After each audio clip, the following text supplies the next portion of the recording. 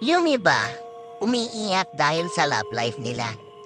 Pero yung iba, umiiyak dahil nalaman nilang may malubha silang sakit o kaya naman nawalan ng mahal sa buhay. Naawa ko doon sa taong niloko o hindi binigyan ng maganda o maayos na love life. Pero mas naaawa ko sa mga taong tinamaan ng malubhang sakit na hindi inaasahan dahil sa hard work or pagpupursiging maabot ng tagumpay upang maiahon sa hirap ang mga mahal niya sa buhay. My point is, mas mahalaga ang kalusugan, lalong-lalo na ang buhay natin. Isa lang ito at hindi na maibabalik pa kung mawala.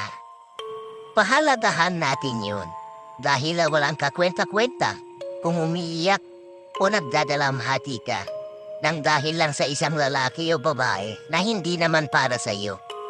Isipin mo na lang na maswerte ka at yan lang ang nararanasan mo. Lagi mong ilalagay sa paa mo ang katayuan ng ibang tao.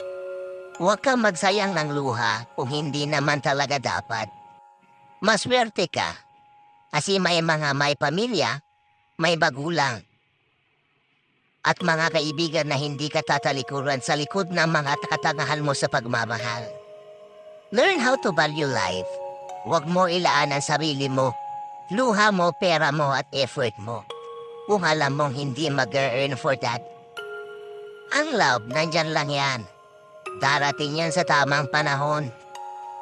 Pasayahin mo ang sarili mo sa pamamagitan ng ibang bagay. Just learn to appreciate things, what you have, and things what you can do to yourself to make you happy.